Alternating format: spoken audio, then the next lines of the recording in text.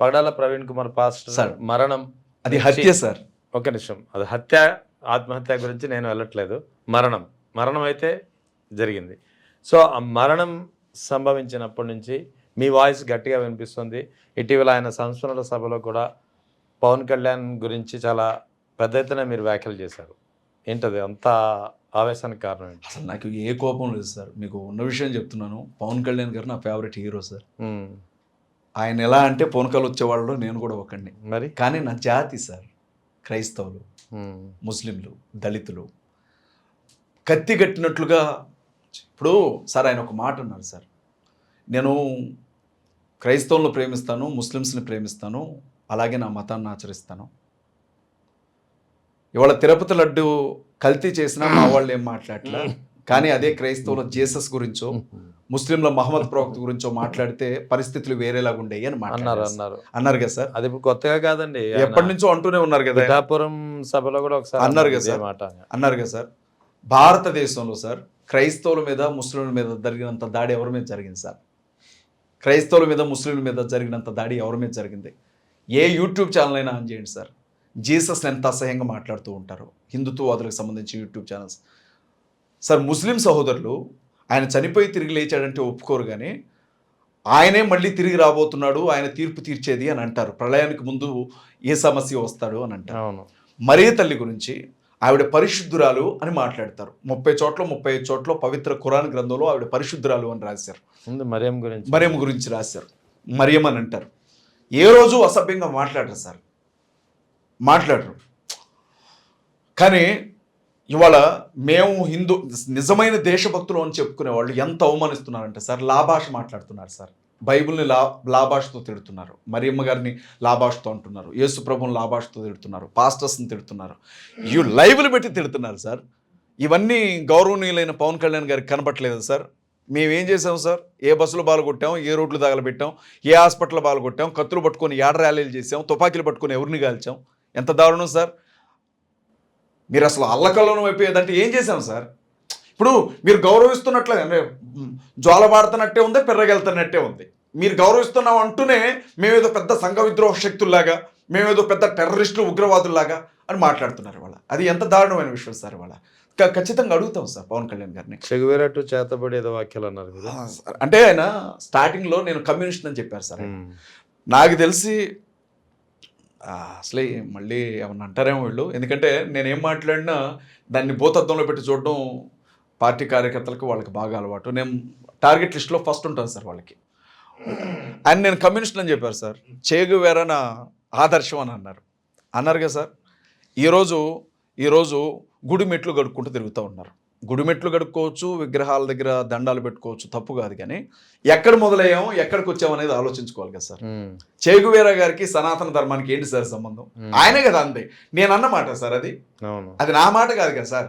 ఆయన చెప్పలేదా సముద్రం ఎవరి కాళ్ళ దగ్గర ప్రవహించదు, కొండ ఎవరి ముందు తల ఉంచదని గౌరవనీయులైన డిప్యూటీ సీఎం గారు అన్నమాటే కదా సార్.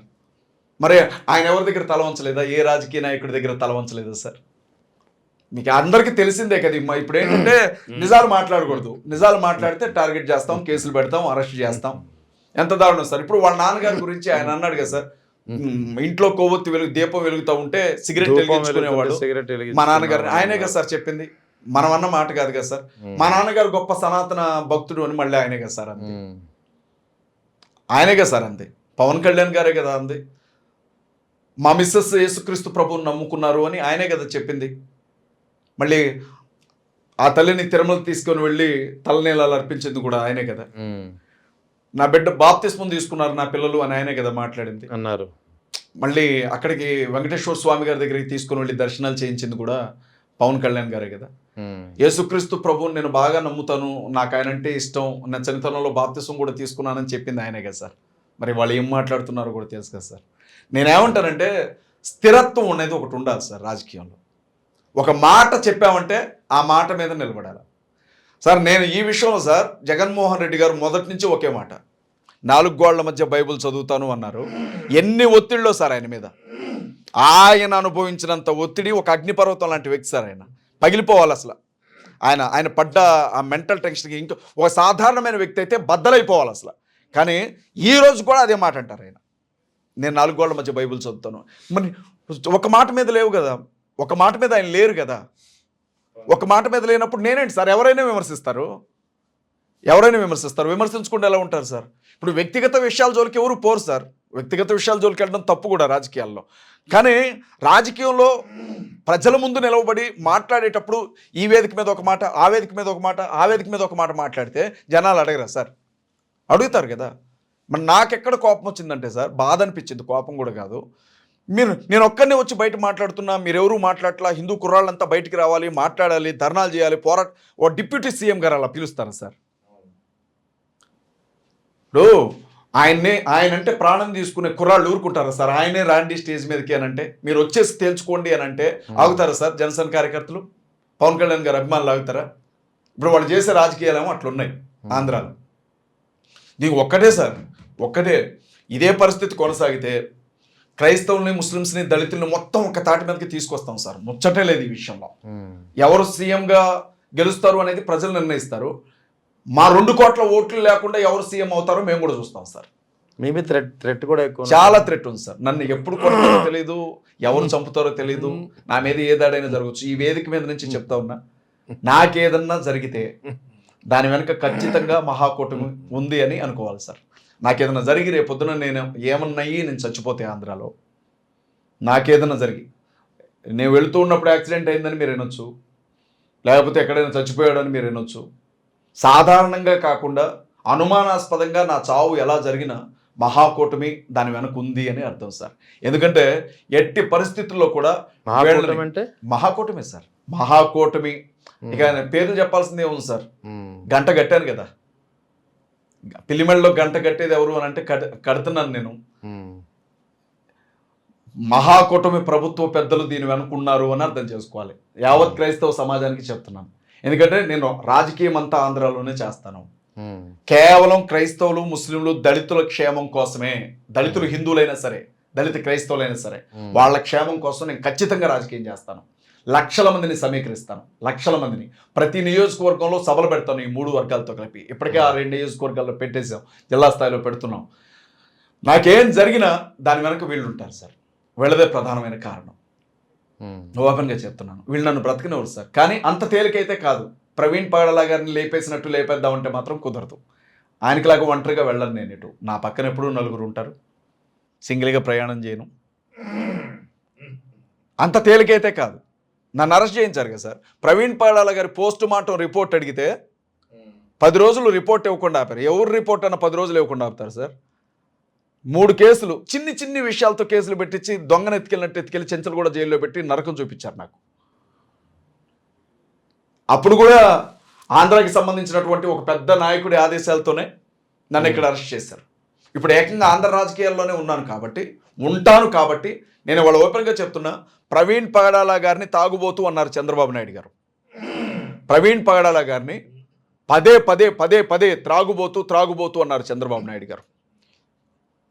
ఆయనంత గొప్ప వ్యక్తిని పట్టుకొని ఆయన వ్యక్తిత్వాన్ని చంపేలాగా ప్రభుత్వ పెద్దలు మాట్లాడారు. కాబట్టి ప్రవీణ్ పగడాల గారు చచ్చిపోయినటువంటి నియోజకవర్గం ఏదైతే ఉందో రాజమండ్రి, అక్కడి నుంచి నేను ఎమ్మెల్యేగా పోటీ చేస్తాను సార్. ఖచ్చితంగా నేను బరిలో నిలబడతాను. నేను నిలబడమే కాదు, ఒకవేళ ఇప్పుడున్న 175 నియోజకవర్గాలు అలాగే ఉన్నా, లేదు 263గా డీలిమిటేషన్ జరిగినా మా అభ్యర్థులు సగం కంటే ఎక్కువ స్థానాల్లో బరిలో నిలబడతారు. మేము గెలుస్తామా ఓడిపోతామా తర్వాత సంగతి. గెలిచే వాళ్ళని ఓడిస్తాం, ఓడిపోయే వాళ్ళని గెలిపిస్తాం.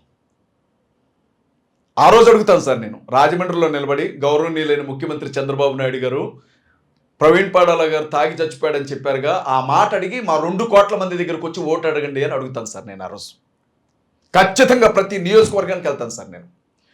పాదయాత్ర చేస్తామా, బస్సు యాత్ర చేస్తామా నాకు తెలియదు, కానీ ప్రతి ముస్లిం ఇంటి తలుపు దగ్గరికి వెళ్తాను సార్ నేను. ప్రతి క్రైస్తవుని ఇంటి తలుపు దగ్గరికి వెళ్తాను. ప్రతి మాలపల్లికి, ప్రతి మాదిగూడానికి వెళ్తాను. వాళ్ళ కాళ్ళు పట్టుకొని జరిగిందంత చెప్తాను సార్. దయచేసి ఆలోచించండి ఒక్కసారి.